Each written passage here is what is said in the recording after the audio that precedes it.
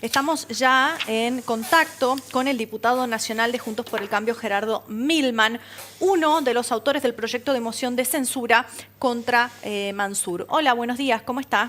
¿Cómo le va? Gracias por darnos unos minutos. Gracias, ¿cómo está usted? Queríamos pedirle si nos puede explicar qué motiva la presentación de este proyecto y de este pedido, ¿va?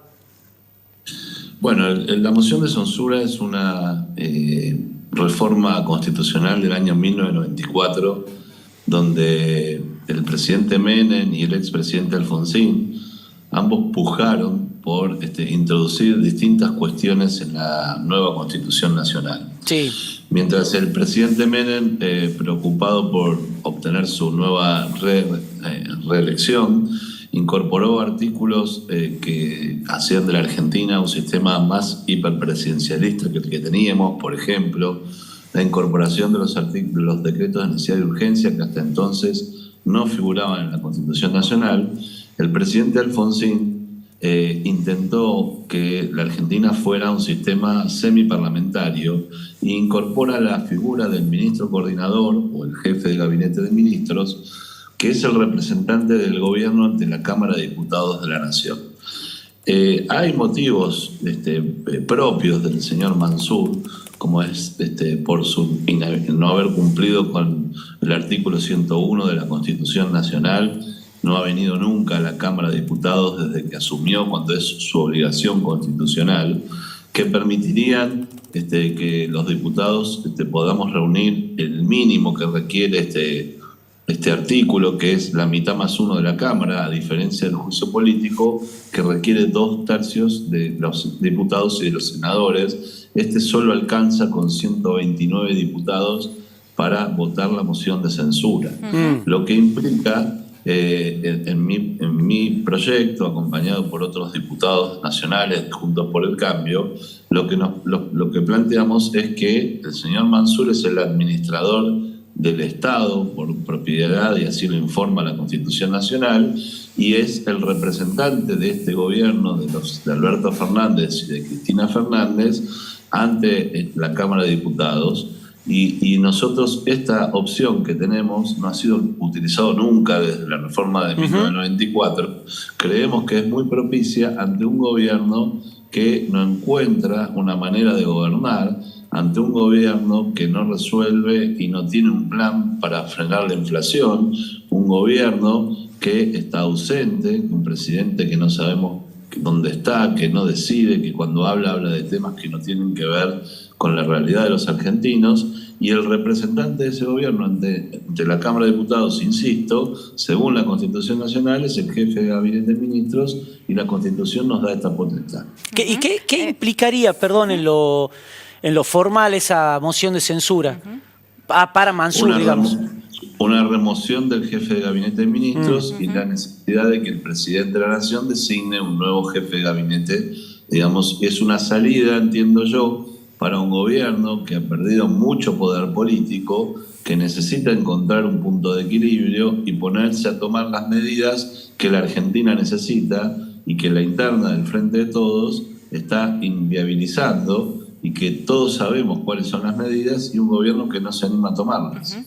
Al margen de esta situación de coyuntura, porque sabemos que la crisis en el gobierno nacional se ha ido agravando, ¿no?, con el paso de los días, ¿cómo evalúa la gestión de Mansur desde que llegó allí al gabinete? Bueno, él mismo, cuando llegó, en vez de pensar cuáles son los argumentos y los artilugios del poder para poder llevar adelante una buena gestión, se encomendó a Dios. Digo, más allá de la fe que todos nosotros tengamos, está claro que los problemas de gobierno no los resuelve ninguna religión. Y además, insisto, no ha cumplido con lo mínimo, que es exponerse alternativamente mes a mes en el Congreso. Lo ha hecho solo hace 2 meses en la Cámara de Senadores, nunca en la Cámara de Diputados en todos estos meses que lleva adelante. Pero además de eso, si uno verifica, el día viernes, por ejemplo, cuántos expedientes tenía para firmar el señor doctor Mansur como jefe de gabinete, era 0. O sea que es una gestión absolutamente paralizada, que lo único que se ve en el boletín oficial, lamentablemente, es que a pesar de haber firmado el decreto 222 el presidente, el jefe de gabinete de ministros y la nueva ministra de Economía, la licenciada Batakis, de ponerle restricciones al ingreso de empleados públicos, lo que vemos son resoluciones, inclusive el mismo día, el 22 de julio pasado, de los propios ministerios, en ese caso el de Relaciones Exteriores, incorporando casi 200 personas, entre ellos bibliotecarios archivistas, secretarias, choferes, cuestiones que no tienen que ver con una Cancillería que necesitamos que se ponga a trabajar para encontrar nuevos mercados, para poder exportar más, para que ingresen las divisas que tanta falta le hacen al país. De esto último que está mencionando, justamente usted había denunciado ello, ¿no? Que es, y reiteramos, el mismo día que se decía no entran más empleados, salió en el boletín oficial que entraban más de 100 en la Cancillería. ¿Lo percibió esto en otros organismos, digo, del Estado? ¿Vio, percibió? Así es, alcanza con leer el boletín oficial, no es un problema de magia, de investigación muy extraña. Claro. En el boletín oficial, empezando por el día 22, donde se firma el decreto 222 del 22, está la resolución del Ministerio de Relaciones Exteriores y Culto, incorporando 191 personas. Y así sucesivamente en cada uno de los ministerios y organismos descentralizados se incorpora gente cuando se firmó un decreto con restricciones al ingreso. Digo restricciones porque se deja abierta la posibilidad, en el caso de integrantes de las fuerzas de seguridad y otras cosas que siempre pueden ser de urgencia y en falta. Sí.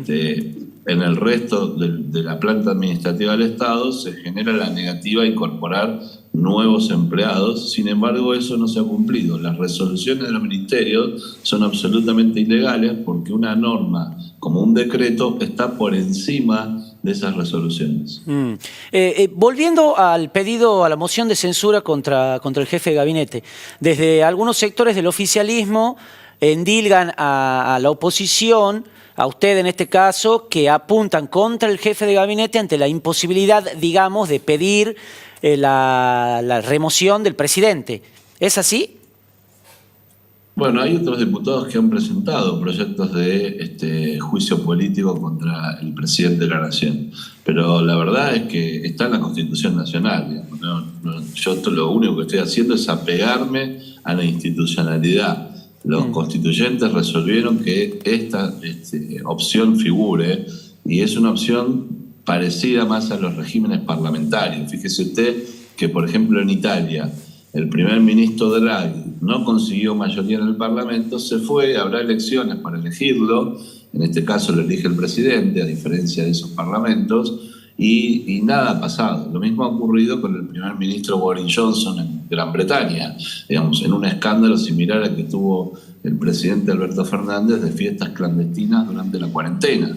Y el propio Partido Conservador, los propios ministros del Partido Conservador le han quitado el apoyo y el Partido Conservador elegirá un nuevo primer ministro en los próximos días. Y no ha pasado nada, se ha sostenido la institucionalidad, de manera tal que son recetas, son instrumentos que nos otorga la Constitución Nacional. Nadie nos puede indicar de que estemos fuera de la institucionalidad y es lo que corresponde hacer. Digamos, y en todo caso, el jefe de gabinete de ministros lo que debería hacer es cumplir con la Constitución Nacional en su artículo 101, cosa que no hace. Ahora, hay versiones muy fuertes de que Massa desplazaría, ¿no?, a Mansur en la jefatura de gabinete, que sería quizás nombrado en Cancillería. ¿Cómo ve este cambio? ¿Cree que puede resolver algo dentro de cómo está la situación nacional? Mire, a mí no me preocupan los nombres porque me son indistintos. Ya hemos tenido el ingreso de la ministra Batakis por el ex ministro Guzmán y la situación ha empeorado. Entonces, el dólar paralelo ha subido, la inflación se ha espiralizado, tenemos una superinflación, el deterioro del salario ha crecido, la angustia y tristeza de la gente. Me parece que lo que debería hacer el gobierno es buscar recomponerse políticamente, llamarse entre ellos. No se entienden las reuniones secretas, digamos, en cualquier país del mundo donde se juntan el presidente y vicepresidente hay un comunicado oficial. Puede ser que esos comunicados oficiales no cuenten todo lo que ocurre en la reunión. Ahora acá juegan a las escondidas. La verdad que es institucionalmente deplorable.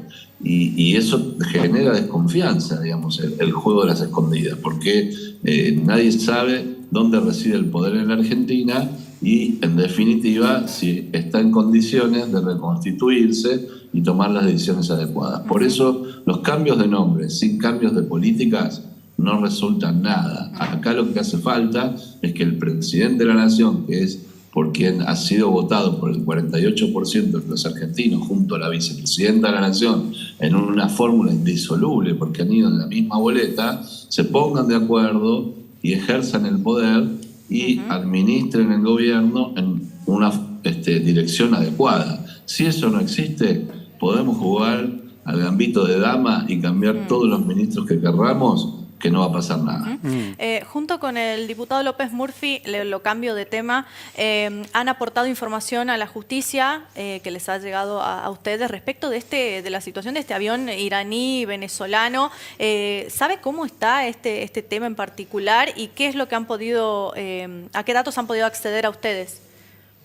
Bueno, el día viernes pasado yo recibí en mi correo institucional de la Cámara de Diputados una carta de mail que desconozco con 2 números de teléfonos internacionales. Uno detecté que reside en Alemania, ese teléfono. El otro no sé de qué país es aún, donde nos informan que están dispuestos a atestiguar en la causa, que tienen documentación, que tienen descripción, que tienen información respecto del avión y sus supuestos tripulantes, y nos piden que ingresemos esa información y para que se pongan a disposición del juez federal número 1 de Lomas de Zamora, que tiene competencia sobre el Aeropuerto Internacional de Ezeiza, el doctor Federico Villegas, cosa que hicimos el viernes mismo. En el día, la noche de ayer, la DAIA, la Delegación de Asociaciones Israelitas Argentinas, el diputado López Murphy, yo y nuestros abogados, hemos recibido una nota de 11 senadores norteamericanos solicitándole, una copia de la nota, solicitándole a la Secretaría de Justicia de los Estados Unidos que colabore rápidamente con la justicia argentina, en este caso con el doctor Villegas, respecto de los requerimientos que ha solicitado, a sabiendas de los senadores que Estados Unidos tiene la información precisa respecto de estas personas y se viene demorando en la respuesta del exhorto del juez Villegas.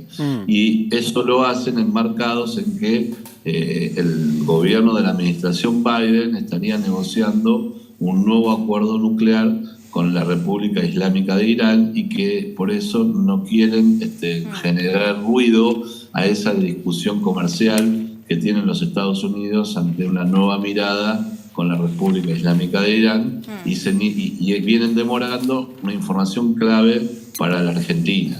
El juez Villegas, la última decisión que tomó fue liberar la carga restante del avión, que eran partes de autopartes de la empresa SAS, que fabrica los sillones para la camioneta Taos, que fabrica la empresa Volkswagen. Sí. El problema acá es la carga que se liberó en las 48 horas, las 48 primeras horas en que el avión estuvo en Ezeiza, porque lo que se hizo fue una inspección para controlar que no fueran narcóticos ni que no fueran explosivos con perros, con canes, que es lo que comúnmente se hace, y acá la hipótesis que hay es que en realidad esa carga que se liberó y que no sabemos dónde está, en las 48 primeras horas, serían partes de una estrategia de ciberinteligencia, por lo tanto serían partes metálicas no detectables por estos canes especializados en explosivos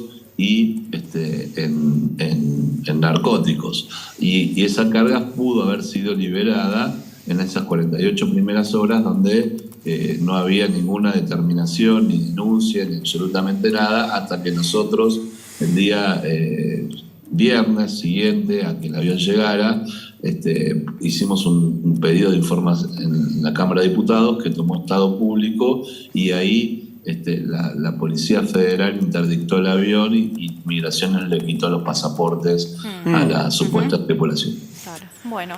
Muy amable, diputado, gracias. Gracias sí. por estos minutos y por sus palabras y las